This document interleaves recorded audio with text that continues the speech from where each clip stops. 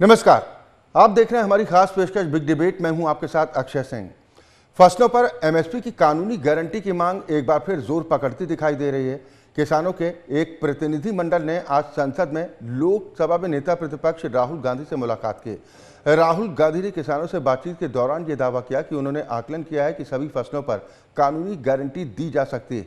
मुलाकात करने पहुंचे किसानों के डेलीगेशन को राहुल गांधी ने भरोसा दिया कि वो INDIA गठबंधन के अपने सहयोगियों से बात करेंगे और फिर सरकार पर एमएसपी पर कानूनी गारंटी देने का दबाव बनाएंगे। कि आप देखें, आपने देखा होगा कि जिस समय इस गवर्नमेंट का फॉर्मेशन हुआ था उसके अगले दिन ही प्रधानमंत्री नरेंद्र मोदी साहब ने जो कैबिनेट ने अप्रूव करा था एमएसपी हाइक्स को।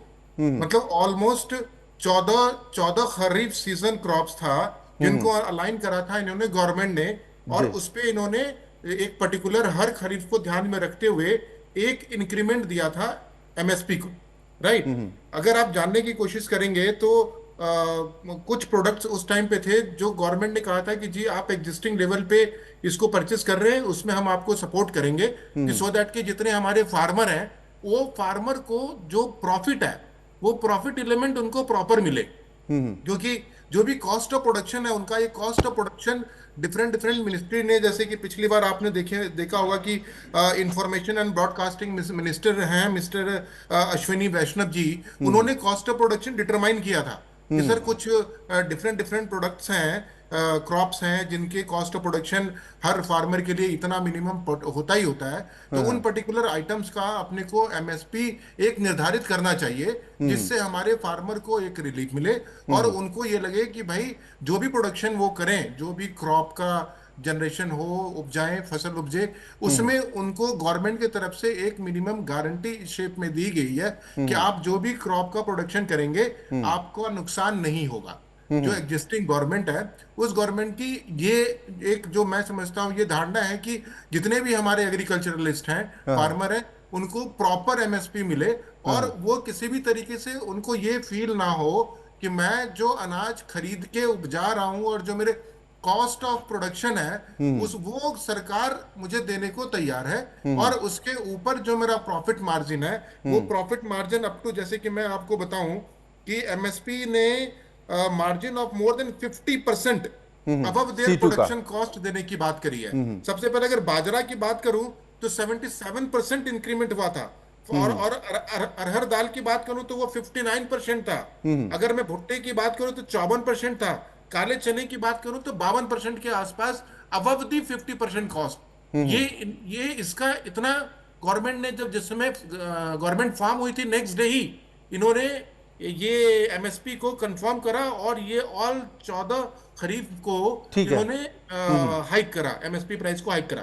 उसके बाद अगर आप देखते हैं जब ये बजट आया कल के डेट में, राइट, कल के डेट में बजट आया था तो इसमें निर्मला सीतारमन का जो हमारी फाइनेंस मिनिस्टर हैं उनका ये क्लियर इंडिकेशन है कि इन आने वाले टाइम में apart from this MSP hike for all 14 kharif season जो था, उसके उसके बाद उन्होंने कहा कि government will undertake A comprehensive review. समझ रहे, कॉम्प्रिहेंसिव रिव्यू उन्होंने कहा था कि अगले 6 महीने में मैं पूरा कॉम्प्रिहेंसिव रिव्यू करूंगी, review of the agricultural research setup to bring the focus on raising productivity and developing climate resilient varieties. ये चीज इन्होंने क्लियरली कहा। उसके लिए भाई अगर हम रिसर्च करेंगे या हम कॉम्प्रिहेंसिव रिव्यू करेंगे तो स्वाभाविक सी बात है कि उसके लिए फंड की रिक्वायरमेंट होगी। बिल्कुल, सवाल इसी बात को लेकर है कि ये फंड कहां से आएगा। और अगर मान लीजिए एक बार की मैं पवन नेहरा साहब आपके पास आऊंगा, अगर आवाज पहुंच रही है कि फंड का इंतजाम किसी तरह से सरकार कर भी लेती है तो दूसरे विकास कार्यों पर उसका असर नहीं पड़ेगा, क्योंकि कुछ अर्थशास्त्रियों का मानना है कि आज की डेट में अगर सभी फसलों पर कानूनी गारंटी दी जाती है तो तकरीबन 40 लाख करोड़ रुपए से ज्यादा सालाना खर्च करने होंगे। 48 लाख करोड़ से कुछ ज्यादा का तो बजट ही पूरा पेश हुआ। ये संभव है पवन नेहरा जी? एक चीज मैं यहाँ जोड़ देता हूँ, एक चीज जी कि जो अभी रिसेंटली कल के जो बजट में इन्होंने फंड अलोकेट करा है वो 1,52,000 करोड़ रुपए for agricultural and allied sector के लिए इन्होंने बजट प्रपोज करा है। राइट। जी। तो इन्होंने ऑलरेडी ये बजट में डाला है इस बार। बाकी पवन मेहरा जी बोलेंगे। एमएसपी जो बढ़ाया गया था, सर ने भी बात की, और एमएसपी की जो बात हो रही है, एमएसपी की गारंटी की जो मांग है वो पिछले आंदोलन के बाद ही उठी है। उससे पहले हम एमएसपी की सिर्फ मांग करते थे कि एमएसपी बढ़ाया जाए, थोड़ा सा बढ़ाया जाए। लेकिन होता क्या है कि मार्केट के अंदर किसान जब लेकर के जाता है, आपने एमएसपी दे दिया, एमएसपी बढ़ा भी दिया, हो सकता है किसान खुश भी हो जाए एक पॉइंट पर आकर के, लेकिन किसान को बाजार में तो एमएसपी मिल नहीं रहा। राज्यों में एमएसपी है, बाजार में नहीं मिल रहा। तो इसीलिए नेता किसान कहता मुझे एमएसपी की गारंटी चाहिए, और वो गारंटी सरकार देती नहीं है। वो कहती है कि अगर हमने गारंटी दे दी तो बहुत सारे, जैसे पंकज जी जैसे बहुत सारे सीए जी, लाख करोड़ बढ़ जाएगा, उतने लाख करोड़ बढ़ जाएगा। भैया सरकार खरीदती तो पहले भी है, और उसके खरीदने के रेट को आप कैलकुलेट कर लेते हो। सरकार खरीद करके क्या करेगी? समुद्र में डालेगी। क्या करेगी? सरकार बेचती भी तो है, उसको जब उसमें से डिडक्ट करेंगे तो कितना खर्चा बढ़ता है, इस पर बात करनी चाहिए। ये भ्रम फैलाया जाता है कि किसान को ये चाहिए, इतना लगता है। नहीं, बड़े संक्षेप में मैं आपसे ये जानना चाह रहा हूं कि इस पर राजनीतिक दलों की तरफ से सियासत ज्यादा हो रही है, क्योंकि ये सिफारिशें तो 2006 में की गई थी स्वामीनाथन आयोग की तरफ से, 2014 तक रिपोर्ट को ठंडे बस्ते में डाला, अब विपक्ष में है तो कह रहे हैं कि जी हम देंगे कानूनी गारंटी। ये नियत साफ है।